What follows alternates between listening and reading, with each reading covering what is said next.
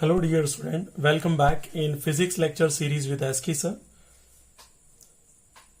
I hope so you are good at home and enjoying the lecture series of physics part first. So इससे पहले जो video आया था उसके अंदर मैं डिस्कस कर चुका था कुछ एक टॉपिक जिसमें हमारी जो बात चल रही थी प्रॉपर्टीज ऑफ चार्जेस. ओके, तो आज हम बात करने वाले हैं इसके आगे कौन कौन सी प्रॉपर्टीज है चार्ज की उसकी बात करने वाले हैं.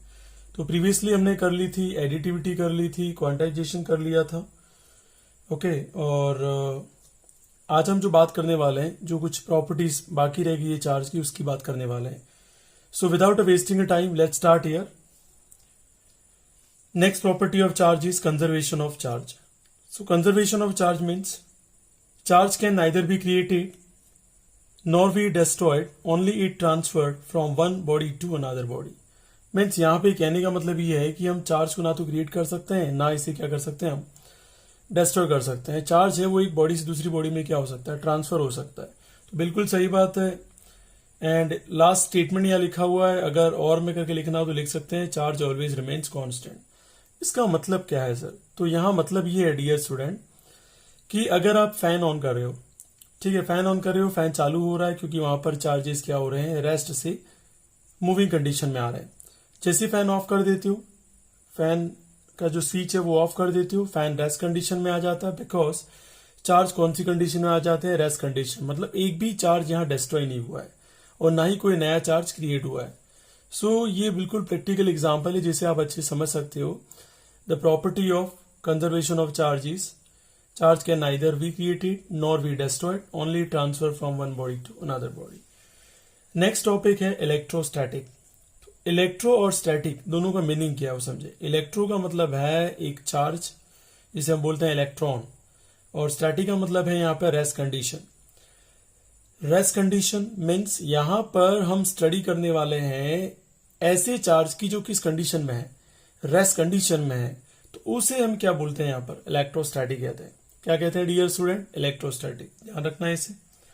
The study about the characteristics of charge when it is at rest condition, it is called what, electrostatic. तो पूछा जा सकता है क्वेश्चन कि इलेक्ट्रोस्टैटिक क्या होता है. So give the simple answer. When we are studying about the what characteristics of the charge when it is at rest condition is called what, electrostatic. तो आगे हम बात करते हैं. तो नेक्स्ट है मेथड ऑफ चार्जिंग. कैसे एक चार्जिंग की जा सकती है, ठीक है, इलेक्ट्रोस्टैटिक के अंदर. तो यहाँ 3 मेथड है. बेसिकली हमारे जो सिलेबस में है वो एक ही है, इंडक्शन. ठीक है, मैंने एक्स्ट्रा बता दिया है बिकॉज कई बार हो सकता है कि आप अलग अलग स्टेट बोर्ड से हो, तो सभी को फायदा हो जाए. चार्जिंग बाय फ्रिक्शन की बात करूं सो उसका डेफिनेशन समझे सबसे पहले. तो when two objects are rubbing with respect to each other and friction is developed between them and due to which electricity is produced is called frictional electricity. इसका मतलब क्या हो समझे. आप कोई 2 ऑब्जेक्ट लो, वो 2 ऑब्जेक्ट एक दूसरे की रेस्पेक्ट में क्या कर रहे हैं, उसे हम रब कर रहे हैं, और रबिंग करने के बाद इनमें एक इलेक्ट्रिसिटी प्रोड्यूस होती है. इलेक्ट्रिसिटी का मतलब हो सकता है वहां पर क्या प्रोड्यूस हो जाए, अट्रैक्शन. ठीक है, अट्रैक्शन प्रोड्यूस हो जाए, और जिसकी वजह से जो ये अट्रैक्शन प्रोड्यूस हो रहा है वो किसकी वजह से हो रहा है, फ्रिक्शन की वजह से. इसलिए इस इलेक्ट्रिसिटी को क्या बोला गया है, फ्रिक्शनल इलेक्ट्रिसिटी. फॉर एग्जांपल जब हम हमारे चाइल्डहुड टाइम में थे, सो यू ऑब्जर्व दैट कि हम स्केल को हमारे हेयर पे रब करते थे. तो हेयर एक अलग बॉडी और एक स्केल अलग बॉडी है. दोनों को रब करने के बाद क्या होता था, कुछ पीस ऑफ पेपर के पास स्केल को ले जा रहे थे.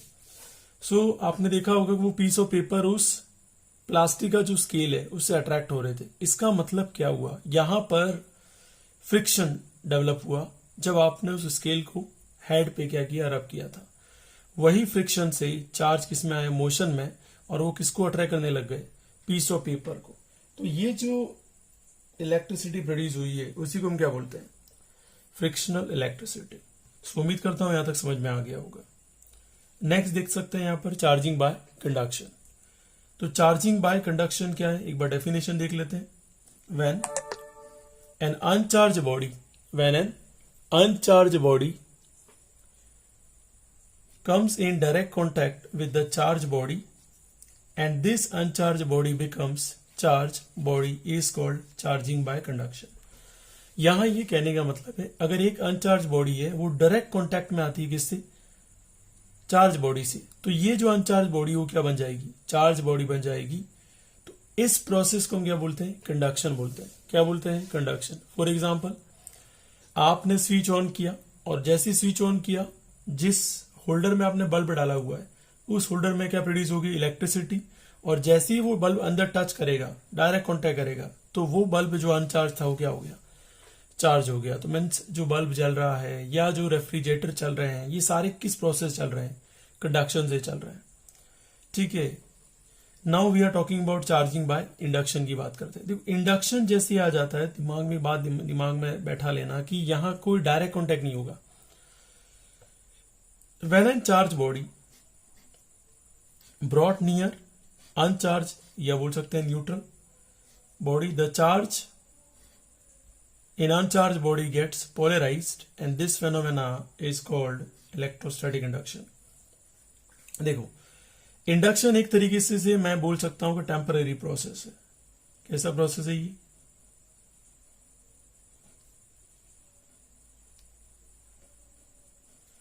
Y am just telling it is a temporary process. Basically इसमें प्रूफ ये है कि यहां आप किसी ऑब्जेक्ट के पास किसी दूसरे ऑब्जेक्ट को लाने वाले और लाएंगे तो क्या होगा, एक अनचार्ज बॉडी जहां प्लस माइनस चार्ज पड़े हुए हैं, इसमें ये चार्ज बॉडी जो पॉजिटिव चार्ज है यहां पर, तो होगा क्या, जब आप पास में लाएंगे तो प्लस चार्ज किसको अट्रैक्ट करेगा, माइनस को, और प्लस प्लस किसको क्या करेगा, रिपेल करेगा। तो रिपेल होंगे जो चार्ज उसको हम अर्थिंग करा देंगे, तो ये कौन सी बॉडी बन जाएगी, नेगेटिवली चार्ज बॉडी। पर ये परमानेंट नहीं है, ये क्या है, टेम्पररी है। मीन्स यहां कोई डायरेक्ट कॉन्टेक्ट नहीं होगा बॉडी के बीच में और बिना डायरेक्ट कॉन्टेक्ट के भी अनचार्ज बॉडी क्या हो जाती है, चार्ज। तो इस टाइप की प्रोसेस को क्या बोलते हैं, इंडक्शन। अब बोलोगे सर कोई एग्जांपल दो, तो सबसे बेस्ट एग्जांपल है ट्रांसफॉर्मर। ठीक है, उसमें प्राइमरी कॉइल और सेकेंडरी कॉइल होती है। प्राइमरी कॉइल में करंट आता है और ऑटोमेटिकली सेकेंडरी कॉइल में क्या हो जाता है, इंड्यूस हो जाता है। तो ये बेस्ट एग्जाम्पल था इंडक्शन का। सो उम्मीद है कि यहां तक ही समझ में आ गया होगा। Let's move on next page. इसकी बात कर लेते हैं, समझे अच्छे से इसको।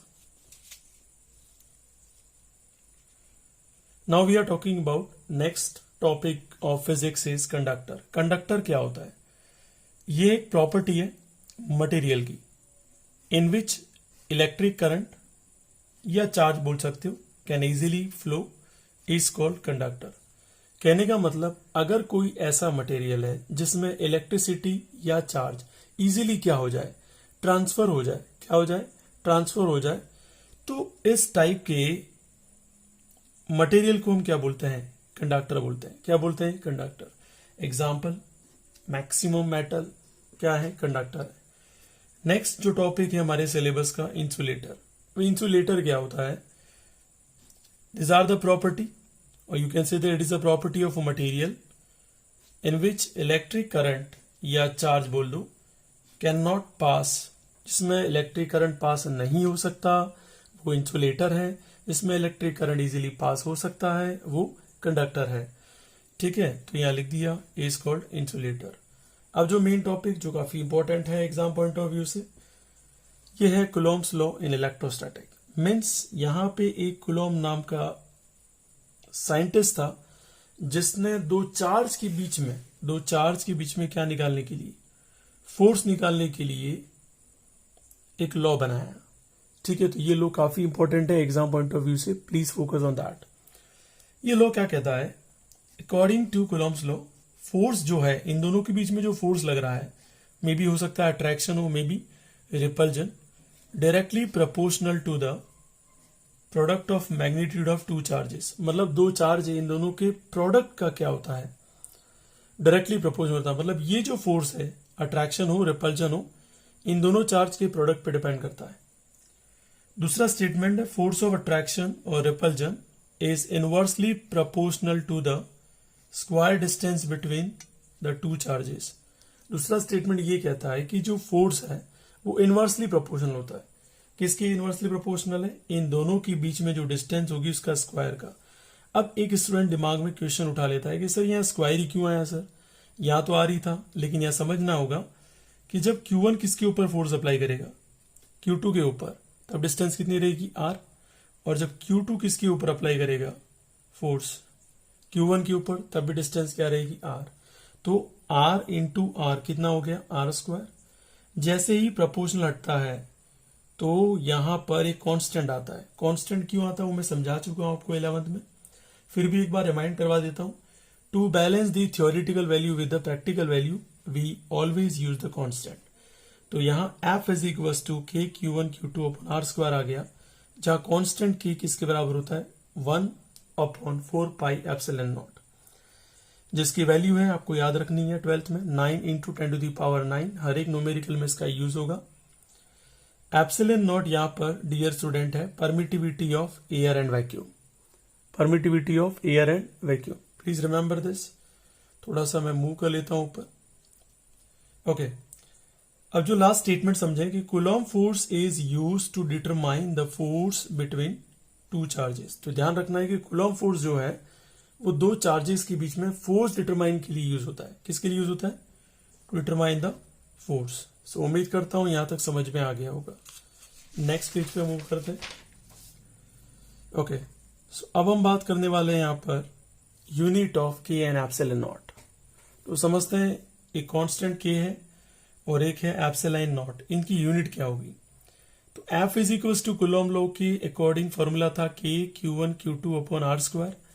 सो K बराबर कितना है F इंटू R² डिवाइड में Q1 Q2 आ जाएगा। फोर्स की यूनिट क्या होती है? न्यूटन। डिस्टेंस की यूनिट क्या है? मीटर पर स्क्वायर है तो मीटर स्क्वायर हो जाएगा। और Q1 Q2 एक का कूलॉम होता है चार्ज का, दो चार्ज है तो कूलॉम स्क्वायर हो गया। तो K की यूनिट हमें मिल गई newton into metre square upon coulomb square. तो ये ध्यान रखना है हमें। फिर आपको क्वेश्चन में यूनिट पूछी जा सकती है कि unit of permittivity in air and vacuum.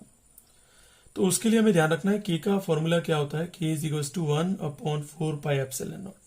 और अगर मैं एप्सिलॉन नॉट को यहां ट्रांसफर कर दूं और K को नीचे ले आऊं तो बट ऑब्वियस है 4 पाई का तो कोई भी यूनिट होता नहीं है। As you know in 11th standard किसी भी कांस्टेंट का जो कि डिजिट में है उसका कोई यूनिट होता नहीं है।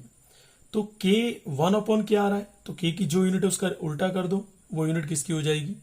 Permittivity in air and vacuum. तो एप्सिलॉन नॉट को हम क्या बोलते हैं? Permittivity in air and vacuum बोलते हैं। ठीक है, तो यहां तक काफी हद तक समझ में आया होगा। So next we are moving towards to the limitation of coulomb's law. इसे बहुत अच्छे समझे, एग्जाम में इसके बारे में काफी हद तक पूछा जाता है। It is always applicable when charge is at rest, it is not applicable on moving charge. पहला स्टेटमेंट कह रहा है कि कूलॉम्स लॉ केवल और केवल रेस्ट चार्ज पे अप्लाई होता है। किस पे अप्लाई नहीं होता है? मूविंग चार्ज पे अप्लाई नहीं होता है। तो रीजन भी मैंने लिख दिया है डियर स्टूडेंट, देख सकते हैं यहां पर। Because moving charge consisting two forces, magnetic field में एक फोर्स होगा और एक फोर्स इलेक्ट्रिक फील्ड में होगा। ठीक है, और एक टाइम पे इन दोनों फोर्स की वैल्यू निकालना पॉसिबल नहीं है। इसीलिए जो कूलॉम लॉ है वो केवल और केवल रेस्ट चार्ज पे एप्लीकेबल है, मूविंग चार्ज पे एप्लीकेबल नहीं है। तो इतना समझ में आ गया होगा कि जब भी कोई चार्ज रेस्ट पे होगा तो कूलॉम लॉ एप्लीकेबल है, मूविंग पे है तो नहीं है। क्योंकि सर चार्ज मूविंग कंडीशन में होगा तो सर मैग्नेटिक फील्ड भी आ जाएगा सर उसमें, और कौन सा फील्ड आ जाएगा? इलेक्ट्रिक फील्ड भी आ जाएगा सर। और दो फील्ड आएंगे तो एक टाइम पे दोनों का फोर्स निकालना पॉसिबल नहीं है सर। और जब रेस्ट पे होगा तो केवल और केवल कौन सा फील्ड आएगा इसमें? इलेक्ट्रिक फील्ड ही आएगा। सो बहुत इजीली हम एक टाइम पे एक फोर्स को निकाल सकते हैं। ठीक है, तो पहला लिमिटेशन समझ में आ गया होगा। Coulombian force is two body interactive force. ये भी एक अच्छा स्टेटमेंट है, इसे समझें क्या कह रहा है। ये कह रहा है कि कूलॉम फोर्स अगर निकालना है तो आप एक टाइम पर दो चार्ज के बीच में ही फोर्स निकाल सकते हैं। ऐसा नहीं कि एक टाइम पर चार चार्ज के बीच में आप फोर्स निकाल दें। इसलिए यहां स्टेटमेंट दिया हुआ है two body interactive force, means single time पर ये दो चार्ज के बीच में क्या करके इंटरेक्ट करके आपको फोर्स की वैल्यू दे सकता है, अदरवाइज इसमें कोई वैल्यू आएगी नहीं। It is not applicable on a particle. देखो अगर साइज है, जो पार्टिकल की साइज है जिसके अंदर उसके जो चार्जेस हैं उनकी बीच की जो डिस्टेंस है अगर वो किससे कम हो गई 10⁻⁻10 और 10⁻⁻15 मीटर से कम हो गई तो यहां पर भी कूलॉम लॉ क्या हो जाता है? फेल हो जाता है या एप्लीकेबल नहीं होता है।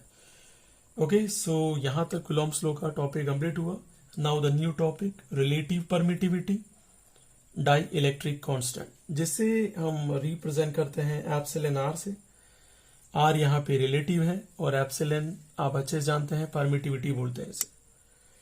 तो चलते हैं इसका फॉर्मूला समझते हैं क्या है एक्चुअल में इसमें। It is defined as the ratio of force between charges in vacuum to the force between two charges in medium. देखो समझो अच्छे से इसको। ये कह रहा है कि Q1 Q2 दो चार्ज है, उसे आपने पहली कंडीशन में एयर और वैक्यूम में रखा है, और वही Q1 और Q2 को आपने किसी मीडियम में रखा, मान लीजिए वाटर में रख दिया है। अगर मैं आपको सिंपल सा क्वेश्चन पूछूं कि आपको एयर में चलने को बोला है और एक को वाटर में चलने को बोला है, तो स्पीडली कौन चलेगा, किसका फोर्स ज्यादा होगा? तो बट ऑब्वियस है जो एयर में होगा उसको फोर्स क्या मिलेगा, ज्यादा मिलेगा, तेजी से भाग पाएगा वो। लेकिन जो वाटर में है, वाटर ही अपना फोर्स लगाएगा तो खुद तो फोर्स लगा ही नहीं पाएगा, मतलब दोनों चार्ज के बीच में फोर्स क्या हो जाएगा यहाँ पर, कम। तो ये जो फोर्स इन मीडियम है और ये जो force in air and vacuum है, तो ये force in air and vacuum किससे ज्यादा हो जाएगा, फोर्स इन मीडियम ज्यादा हो जाएगा। तो इन दोनों का जो कंपैरिजन की जो स्टडी करते हैं इसे हम क्या बोलते हैं, रिलेटिव परमिटिविटी बोलते हैं। कंपैरिजन की जो स्टडी कर रहे हैं force in air and vacuum and force in medium, इसी को क्या बोलते हैं, रिलेटिव परमिटिविटी। और इसका दूसरा नाम क्या है, dielectric constant. So definition clear होगी। मैथमेटिकली इसे कई बार के भी लिखते हैं, लेकिन मैक्सिमम चांसेस है कि एप्सिलॉन आर ही मिलेगा आपको। तो epsilon r is equal to force in vacuum divided by force in medium. तो आप कूलॉम्स फोर्स वाला फॉर्मूला लगाते हैं कि Q1 Q2 upon r square वाला, तो के की वैल्यू यहाँ पे क्या आ जाएगी, एयर एंड वैक्यूम में 1/4 एप्सिलॉन नॉट लिखा जाएगा। यहाँ पर कई बार कंफ्यूज होते हैं बच्चे, ओ का मतलब क्या है, यहाँ ओ का मतलब है ऑक्सीजन। ऐसा इसलिए कह रहा हूं याद रखने के लिए ताकि आपको पता चल जाए कि एयर एंड वैक्यूम, तो एयर कहां होगी, जहां ऑक्सीजन होगी, बट ऑब्वियस है।